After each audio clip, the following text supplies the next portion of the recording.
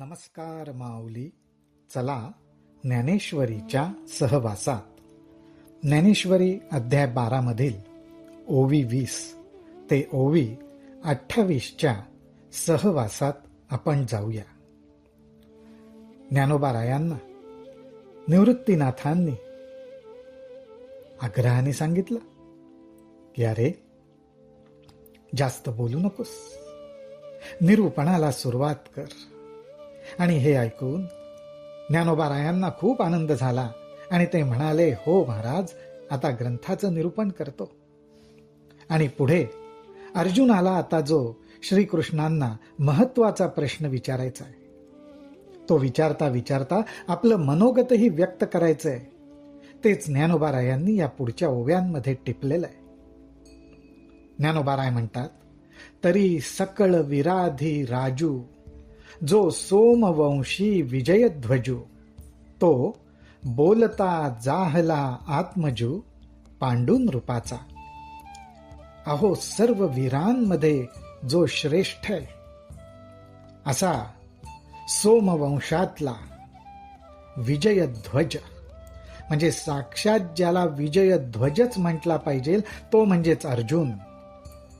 तो अर्जुन हा पांडुराजाचा पुत्र आहे, त्याचा अत्यंत आत्मीय आहे. त्यांनी भगवंताला काय विचारलं?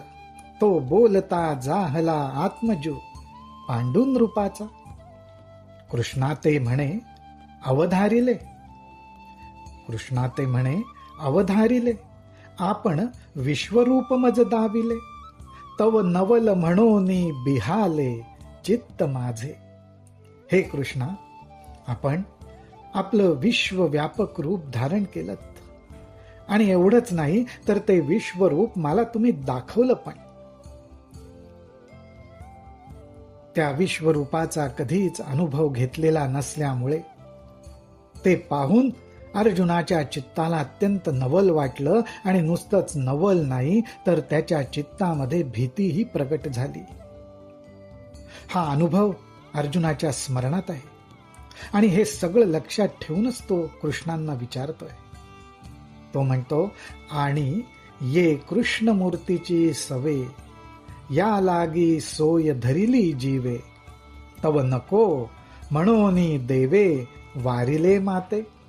पण हे श्रीकृष्णा, तुझं हे सगुण साकार जे कृष्ण रूप आहे ना, त्याच्यावरच आमचं प्रेम आहे. त्याची आम्हाला सोय म्हणजे सहवास लाभलेला आहे, त्या ठिकाणीच आम्हाला गोडी आहे, प्रेम आहे. तर तू तव नको म्हणोनी देवे वारिले माते, तर तू मला सांगितलंस की अरे माझ्या या सगुण साकार कृष्णमूर्तीवर प्रेम ठेवू नकोस, तर विश्वरूपावर ठेव, असं म्हणून तू मला परावृत्त केलंस. पण मला तुला असं सांगावंसं वाटतंय, असं म्हणावंसं वाटतंय, तरी व्यक्त आणि अव्यक्त हे तूची एक निभ्रांत, भक्ती पाविजे व्यक्त अव्यक्त योगे.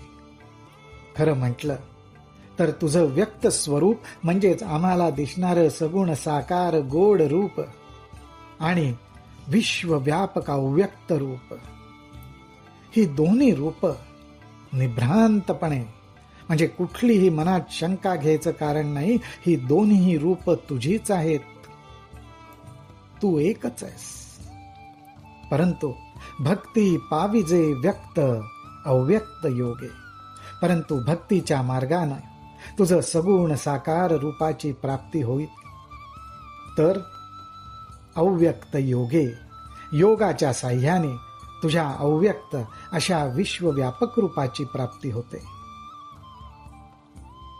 या दोन्ही जी वाटा, व्यक्त आणि अव्यक्त, भक्ती आणि योग, या दोन्ही जी वाटा तू ते पावावया वैकुंठा, व्यक्ता अव्यक्त दारवंठा रिगिजे येथ.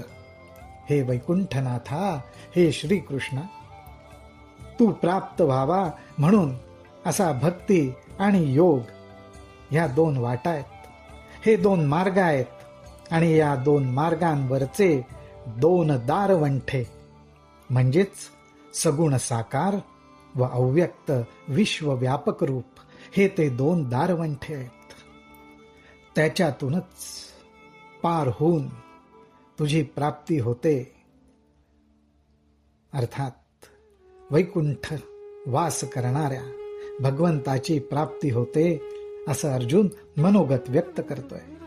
पण आता हे व्यक्त करताना ज्ञानोबारायांनी सुंदर उपमा दिलेत, सुंदर दृष्टांत दिलेत. बघा, ज्ञानोबाराय म्हणतात, पै जे वाणी शातुका तेची वेगळिया वाला ये का, म्हणून एकदेशिया व्यापका सरिसा पाड.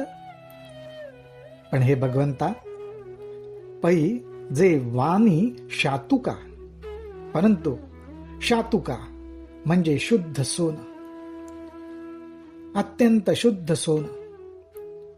त्या शुद्ध सोन्यामधला एक वाला एवढा म्हणजे छोटासा तुकडा त्याच्यातून वेगळा केला तरी सुद्धा शुद्ध सोन्याचा जो कस आहे, त्या शुद्ध सोन्याच्या लगडीचा कस आणि ह्या वालभर छोट्याशा तुकड्याचा कस एक सारखाच असतो. त्याचप्रमाणे भगवंता तुझं जे सगुण साकार, आम्हाला ज्याच्यावर प्रेम वाटतं, जे आमच्यासारखंच वाटतं, त्यामुळे त्याच्याशी जवळीक करायला, भक्ती करायला सोपं जातं, ते तुझं व्यक्त रूप आणि तुझं व्यापक विश्वरूप हे सारखंच आहे. ह्याच्यासाठी हा सोन्याचा तुकडा आणि शुद्ध सोन्याची उपमा. पुढे अर्जुन म्हणतोय, अमृताचिया सागरी, अमृताचिया सागरी जे लाभे सामर्थ्याची थोरी, तेची दे अमृत लहरी चुळी घेतलिया. अहो, संपूर्ण समुद्र अमृताचा आहे. अमृताचा समुद्र असेल तर त्याच्या सामर्थ्याची थोरवी काय सांगावी. परंतु त्याच समुद्रावरची एखादी लहर, एखादी लाट, एखादी मूठभर जर आपण अमृत घेतलं त्या लाटेमधनं, तर त्या मूठभर अमृत लहरीचं जर प्राशन केलं तर त्याचा जो परिणाम आहे तोच परिणाम, तेच सामर्थ्य त्या सागराचं आहे. त्या सागरापेक्षा ती ओंजळभर घेतलेली अमृताची लहर, छोटीशा ओंजळीत घेतलेली ती अमृत कुठेही कमी नाही. त्याचप्रमाणे भगवंता तुझं सगुण साकार रूप आणि विश्वव्यापक रूप, त्या विश्वव्यापक रूपापेक्षा सुद्धा तुझं सगुण रूप कुठेही कमी नाही, ते सुद्धा तेवढंच प्रभावी आहे.